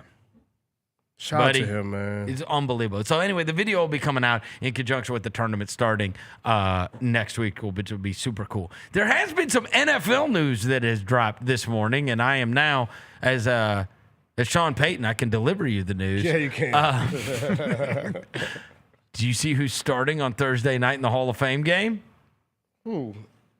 Carson Beck. I told you I saw that video the other day and I didn't know who it was, and I was like, "Bro, this guy looks good." It was Jacoby Brissett, Gardner Minshew, and Carson Beck all doing the same drill, and I was like, "Who is the third guy?" Okay. And then they said that's Carson Beck. I was like, "Oh my god." Okay. I don't know. Carson Beck, almost won the national title. He's a drive away. Drive away. Preseason. He's a drive away from being a national title quarterback. I mean, he almost won it a couple times. All you care about in the or he did win it at Georgia, didn't he? He did win. But he was a backup. But he almost won 2. Yeah, but he was a backup. Okay. Stetson Bennett was the starter. It's him versus Kenny Smallhands Pickett. Yeah. Is that who it is? Yeah. Who is Kenny Pickett playing for? Panthers. All you care about in preseason are rookies. Yeah. So Carson Beck. Carson Beck. Yeah. Because Jeremiah Love's not gonna. Is he playing? Is he not? Let me see. I saw a video of him. He looked real bad in camp. Jeremiah Love? Yeah, they were like, "Yo, that speed gonna get to somebody." They said, "Welcome to the Ashton Jennings experience." Oh the no, video I saw. That's not fair. It's all about can you block? Yeah, no, they were. I still like Ashton Genty. Yeah, no, he was. He didn't do. Go look at his number. He was not that bad last year. No, it's not that bad. It doesn't say whether or not he's going to play or not, but he should play. It's just get you some NFL. And the reps, Panthers didn't. They drafted a tackle from Georgia, so nobody cared. Like, who cares about their rookies? Oh yeah. So that's the first game Arizona, Thursday. Yeah, Thursday night, bro. We're gonna have football on. Carson all Beck for Thursday night. Carson Beck. Who are they honoring this year? Who's the Hall of Famers? I don't even know. They have not made a big deal out of that, have they? No, they I mean, they haven't. usually do by the time we get to the game. So we got Drew Brees. Drew Brees is going in the Hall of Fame this year. Larry Fitzgerald, Luke Kuechly, Adam Vinatieri, and Roger Craig. Bro, that's an amazing class. Yeah. So I guess Craig finally got in on the vet thing. Yeah. Because he was an 80s player. He was. Yeah. Wow. And that Kuechly, is a great class. And Luke Kuechly got the broadcasting gig. He's gonna do. Is it Netflix? Netflix. You got the Netflix. You got the Netflix NFL gig. Luke Kuechly? Yeah, you see that story? He's gonna be on Netflix. That dude was so hardcore. Yes, bro. Oh my god. That's a football guy. Luke dog. Kuechly was so hard. He did not have a long career either. How long a career did he have? Let me see. Not long. Not long. I'm on his. He made the damn Hall of Fame. The guy probably played 7 years, 2012 to 2019. Dude, that's amazing. 7 years. There can't be that many guys that played like maybe him and Patrick Willis and Terrell Davis and probably Earl Campbell. He had the 5-time All-Pro, 5-time first-team All-Pro, 2-time second-team All-Pro, Pro Bowl all 7 years, Defensive Player of the Year, Defensive Rookie of the Year, tackles leader 2 times. Yeah, bro. Luke Kuechly was a monster, man. He was a monster. Oh, God. Amazing. Like you said, he made the Hall of Fame in 7 years. That's kind of impressive, bro. All right, here we go. Let's see. Ernie Nevers. There you go, Roser, for your Ernie Nevers holds the record for the fewest games played in the Pro Football Hall of Fame. Okay. He played 54 games in 5 seasons. Ernie Nevers for the Duluth Eskimos. And has that one ever come up? The Duluth, they may not. I don't know if they have. Did they have a logo? Is it an Eskimo? Bro, there's no way they have logos, bro. Duluth Eskimos? That is amazing. I never even heard of that. Yeah, they didn't have a logo, bro. He played for the Chicago Cardinals as well. Okay. Actually, the fewest games played in an official pro career making a Hall of Fame was Joe Guyon. What about Max Speedy? And then we have Bill Willis and Arnie Weinmeister, who played 4 years. I was thinking, like, Hugh Kuechly's got to be at the right. He's got to be like at the. Max Speedy played 3 years. Yeah, You're right. Max Speedy. Max Speedy. What a name. That's a fire name. He got to be fast. He bro. played for the Cleveland Browns and then the Saskatchewan Roughriders. Okay, so if we're going like CFL, baby, no. Okay, so like all those other guys are like Marion Motley, Otto Graham, Doak Walker. Like these are all guys way like 100 years ago. The ones that are like current guys that we would have an awareness of, Tony Baselli played 7. Yeah. Terrell Davis played 7. Yeah. Sterling Sharp, who just got in last year, he played 7. Kenny Easley, Gale Sayers. Dude, Gale Sayers. Who else is a beast, man? And that's it. Your guy, you're like Willis played 8 and Earl Campbell played 8. And what'd you place? Kuechly was 7? Kuechly was 7. Yeah. So he's right there. I mean, it's hard to make. It's hard to make the Hall of Fame. Gale Sayers had 95 touchdowns in 7 years. Damn right. A beast. Gale Sayers was a monster. You said Gale Sayers was a monster. Gale Sayers was a monster, dude. Bro, he averaged 139 yards a game, had 9,400 yards in 7 seasons. Nuts. right, bro. Let me see. Yeah, that's a peak. 95 That is a peak. That's just Yeah, 7 bro, years of. He averaged 13 and a half touchdowns a year. Yeah, it's crazy. Like, I guess Terrell Davis. The best comps are probably like of the guys, the current guys, like not even like not like those guys like Sayers, and even Sharp, like who was the 90s. Like of the ones that we would have the best awareness of, Baselli and Terrell Davis. Yeah. They both did it in 7. That's impressive. It's pretty unbelievable. So Luke Kuechly was 7. And I'm going to tell you this, on, when was it? Was it February? Yeah. All-Star break this past year. I went out to, that's when I was out in Scottsdale, and I was playing golf, and for the first time in Scottsdale history, it started raining when we were on like the 14th hole or something. And these guys, we're not playing in the rain. They never get rain. There's a million great days they don't have to play in the rain. So we go back in and we're like eating whatever. And I was like, all right, well, I'm just going to go to like the clubhouse and I'll just buy some merch and stuff, right? Whatever. But I go in there and that's when I ran into Larry Fitzgerald in there. Okay. I talked to him for like 15 minutes. Yeah. Bro, he was the coolest. The absolute cool. Oh, I loved him. Really? Now, again, I mean, I'm on his turf at a golf course or whatever. You can't But be yeah, an asshole, bro, but he was so cool, dude. I was like, yo, Larry Fitzgerald. I was a little starstruck. I was like, damn, man, there's Larry Fitzgerald. I ain't gonna lie, bro. This is like, cool. This kind of like seeing this like new class is making me feel a little older. Like, cause these Larry like, Fitzgerald, Drew Brees. You saw their whole careers. This is the dudes I saw their whole careers, and I played with them on Madden as a kid. Also, I remember Drew Brees at Purdue, and I remember Larry Fitzgerald at Pitt. Yeah, exactly. And that's where I feel like I'm getting old. Was bro. Luke Kuechly Boston College? I think Boston College I think it was. Is that what he was? College, or Illinois. Where did Luke Kuechly play college? Utah. Boston College. It's Boston College. 09 to 2011. Yeah. You know how I remember? You know how that stands out is the Romo thing. Bill Romanowski. Oh yeah. Oh okay. Yeah. You know what I mean? Kind of. This man won the Lombardi, Buckets, and now? Nowrosky Award in 2011. Dude, Luke Kuechly's a monster. He set the school and I ACC didn't know he was record broadcasting though. Yeah, he's doing the Netflix stuff. He is. Yeah. And who were the other names? You said Drew Brees, Larry Fitzgerald. Let me see. Let me go back Luke to it. Kuechly. Luke Kuechly. And then who else? Roger Craig. Roger Craig, yeah. Is that And the Adam only Vinatieri. Adam Vinatieri. Oh, Adam Vinatieri. Yeah. Won all them Patriots championships. That's a good group, bro. It does make you feel a little. I'm like, damn, bro. Like, I remember when I was young and watching all these dudes. Now they all going to the Hall of Fame. How many kickers are in the NFL Hall of Fame? Oh damn. How many kickers you bet? Sebastian Janikowski for sure. He is not a Hall of Famer. No. No. What are you talking about? Yeah, dude. Sebastian Janikowski is not in the Hall of Fame. The dude for the Raiders? No. Yeah. Why would he be in the Hall of Bro, Fame? he was cold. All right. How many do you think? Florida State. How many do you think? How many kickers? 4. Okay, so off the top of my head, Brandon Aubrey should be. Vinatieri, Morton Anderson, Elam? Gary Anderson. Is Elam in it? Jason Elam might be. Jason but Elam in that I joint? don't know if he is, though. The Andersons, Morton and Gary. Pete Stoyanovich. How many do you think? 6. 4. 6. Does Blanda count? I'll go 6, bro. 3. 3? Is it Vinatieri and the Andersons, Gary and Morton? Not Gary. Morton? Yeah. Morton, okay. Morton Anderson had a 25-year career. Hell yeah, he did. That's unbelievable. And then I mean, all who's you the doing other is one? kicking, bro, Didn't George respectfully. Blanda kick? No, and then Jan Stenerud. Who? Inducted in 1991, the first pure kicker to enter the Hall, playing primarily for the Chiefs. 1991, he went in. So we have only had 2. We had Morton Anderson in 2017 and Adam Vinatieri in 2026. What's buddy for the Jan Chiefs? Stenerud. Jan Jan Oh, yeah, he went with the 1 bar. Sten.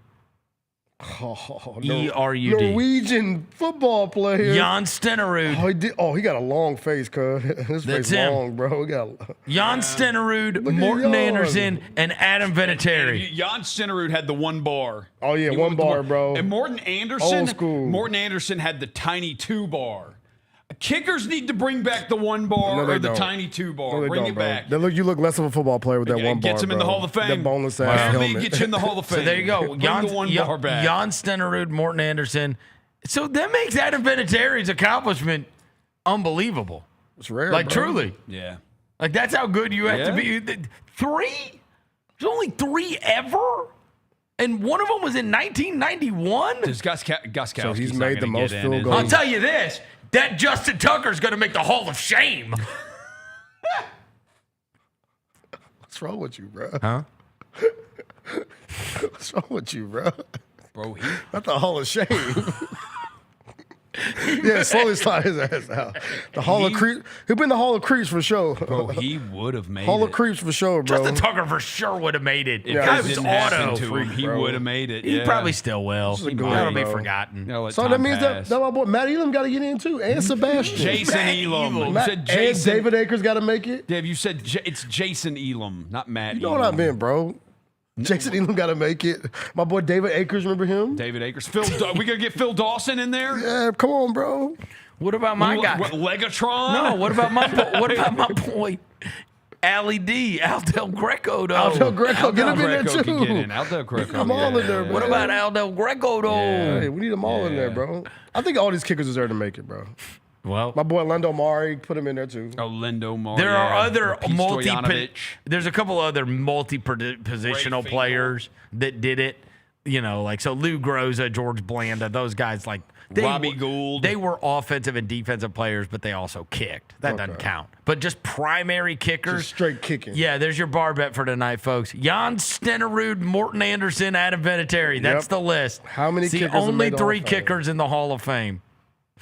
And that doesn't happen until, obviously, this weekend is when Vinatieri goes in. Before we get out of here, you sent us this morning, out of nowhere, which is crazy, that the great Dan Hurley, the Connecticut coach, retweeted something you posted. Yes. Which is just wild, right? He didn't even retweet it. He just grabbed the video and posted it like native in his timeline. Oh, he natively posted my video. Dan Hurley, the head coach of the Connecticut Huskies,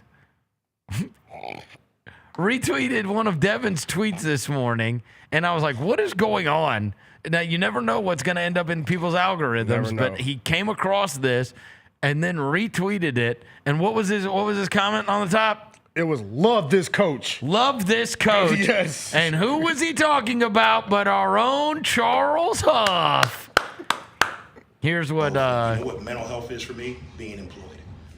That's mental health. So the way I unwind is I make sure that I'm wound tight enough not to unwind. And it sounds, I love what I do, man. I really do. And I get it. I know everyone, well, you got to take time for yourself. And my granddad told me, when you die, you can sleep all day. You have nothing to do but lay there, man. So for me, they don't pay me to unwind. They don't pay me, me and my wife went on vacation because it was our anniversary. And I felt like if I didn't do that, it might have a greater effect. But I was here all summer. And I don't say that as like, I'm tough, I'm here all summer. You got 71 new guys. How do I get to know them if I'm at the lake house? I don't have a lake house. If anybody's got one and want to sell me for cheap, I'll take it. But again, like for me, it's what I do. It's what they hired me to do. So I don't feel the need to unwind. I don't feel the need, for me, unwinding is, hey, being able to leave here whatever time it is, knowing that I did everything I could possibly do to help these players be prepared for tomorrow. That's just, and everybody's not like that. And I'm not saying that's the way you have to be. That's the way I am. It works for me. Maybe when I'm 62, I'll find a hobby of unwinding. Right now, they don't pay me to unwind. Trust me, if I unwind and we don't win, everybody's not, no one's going to say anything about mental health. Well, I took a day off because I needed mental health. Well, you didn't win, so you're fired. So, but for me, it's different. I'm glad they said it's not for everybody because, obviously, look, for some people that is massively unhealthy, right? Yeah, but right. I mean, these guys, like, they are You find this to be true of so many of the coaches. They don't chill. They don't. They can't. They can't. They're always on 10. And that's what I wish would have been more clear, because some people will take that the wrong way. Yeah. It's that is what makes them happy. Yep. That is not being unhappy. No. Like, they don't know how to. They really don't. No. I don't know how to chill. Guys, but they're not pissed about it. No. That's how they are, bro. That's how they are. They've got to be doing something. That is not fulfilling to them to unwind and to just chill and go and read a book. Yeah. No. That's not fulfilling to them. What fulfills them is doing the job. And then, you can couch it with that's what they're paying me to do. But, like, they are driven in a way that other people just, frankly, are not. Yeah. You know what I mean? Like, and they feel like if they take off, and most of them, honestly, do, and he will, too. Yeah. He'll look back on that in 15 years and be like, man, I was wired too tight. Every coach is wired too tight when they're younger. And then they're getting 60, and it's like, all right, you know what I mean? Like, well, you figure out how to compartmentalize your life a little bit better. Yeah, at that point. But some of them then start to compartmentalize their life and just let go of the rope. Yeah. You know what I mean? Yeah. And it's like they can't. You even see it now. Bro, if you compared, and I got it, he's still got an edge to him. But you see that with all of those coaches, guys that, like, these Memphis players look at those Arkansas players and they're like, you don't know anything, bro. I'm talking about Calipari. You don't know, bro. Yeah. You don't know anything. You getting the softer version. Same thing with Pitino. Same thing they say about Saban. You know what I mean? Like, they're like, bro, when, like, the guys that played at, like, Michigan State for Saban, and they're like, this guy, he's like a serial killer. He's a maniac. Yeah. It's insane. Yeah. Because he's just, you know what I mean? Even the Alabama he's guys, still too. got something to prove. Yeah, the Alabama guys, too, were they like, yo, that ain't this Saban's something different. Oh, yes. That's like the everything's perfect. Yes. Do everything my way. Right. This is the my God. This is the Alabama way. There's those clips of him screaming at the. Remember he made that guy from the friggin' Dolphins cry? He did. You imagine? Like, bro, do you know how hardcore you got to be to make a friggin' professional cry? Grown man. Yeah. Cry. Grown man cry. The guys are crying going off the field. Can you imagine being on the Bama teams where it was Saban coaching and Kirby Smart was still on staff as the defensive coordinator? Like, yeah. Dude, like Somebody responded and said this. They said, I see some similarities in you and this coach. Ride or die. Yeah. Because I asked the question was, Coach, what do you do to unwind? That's what I asked. I thought it was gonna be a harmless, well, I mean, if you ever see those, harmless question. And Dan Hurley's a psycho too. Yes, though. But I mean, you see was it 60 Minutes or somebody? There's that clip that was going around last year of his wife, and she was like, basically, Dan is completely useless for literally anything except for basketball. Like, he can't do anything. Like, he can't pay bills. He can't do, like, he doesn't do anything else. Yeah. Nothing. He's useless. He doesn't know when anything is. He doesn't know. He can't do his laundry. He can't do this. He can't do that. Like, he's just like basketball, it's bro. basketball. I'm trying to win national amazing. championships. Yes, yeah. And that does not fit into me trying to win. Yeah.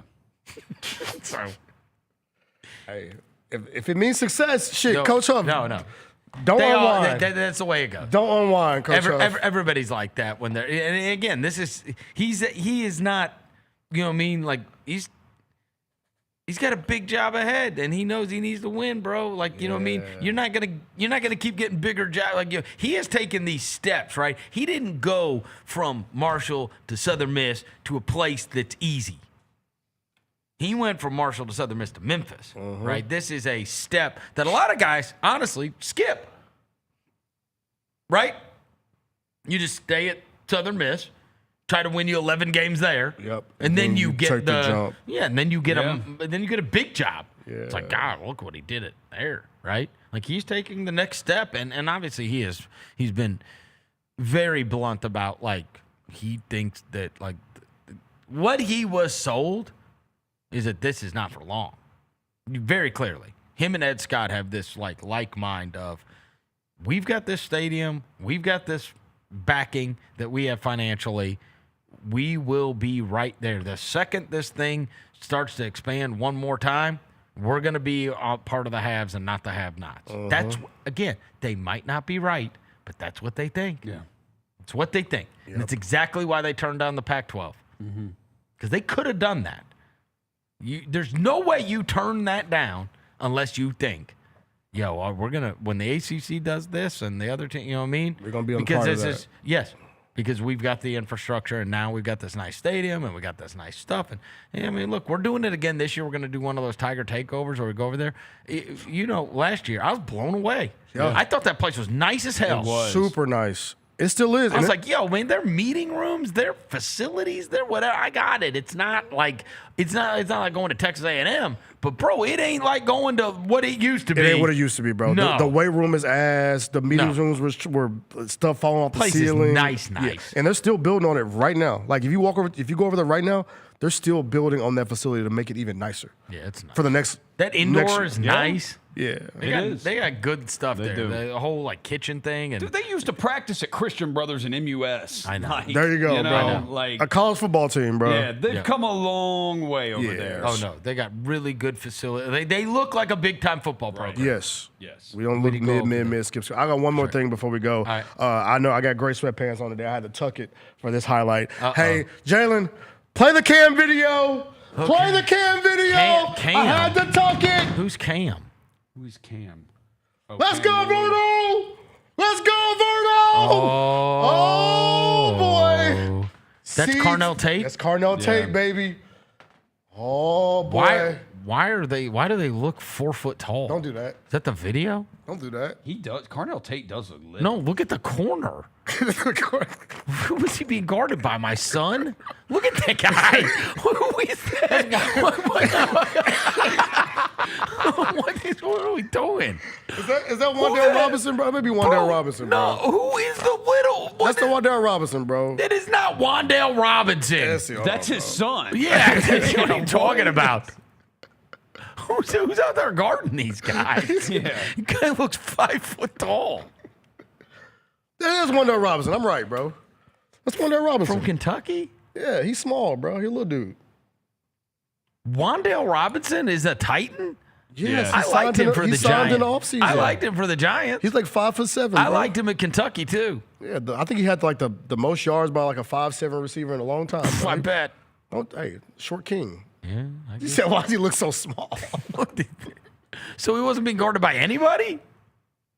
No, he blew by him, I guess. Play the clip again, bro. I'm trying to hate. Well, no. Play the clip again. You just show me something in an open gym? Hey. Where's the defender and why is Wan'Dale Robinson the first one there? They cut the defender out of there. Look, there's a defender. He just blew. There is no defensive back. They're blew playing by without him, a bro. secondary. He blew by him, bro. Come on, man. Carnell Tate just that fast, He didn't blow by anybody. There's nobody there. There really Show was me a clip nobody from there. the open gym. Hey, I'm just here to tell you. Hold on. I'm gonna tell you. Esteemed journalist, about to retire. Teresa Walker's confirmed that it was a part of the scrimmage portion. Oh, okay, good. See, he just blew by the receiver. Shout bro. out Teresa Walker. Shout out Congrats on the Teresa retirement, Walker, too. You're going to be going up there later this week. Hey, I'm going on Friday. They're having their white versus blue scrimmage on Friday. Your boy's gonna be in the building. So there will be player on player. There'll be player on player. Okay. I'll be able to tell you about player on player. There you go. Friday night, I'll be there in the building. All Titans fans, let me know where to go. This is my first time in the Titans bubble. So your boy You're going to be going and doing it on Friday. Yeah, all right. man. All right. We will be back tomorrow. Thanks to Tony Allen. Thanks to John Rose across the glass. Thanks to Devin Walker. Thanks to Jaylon back in the studio. We back tomorrow. Till then, we go.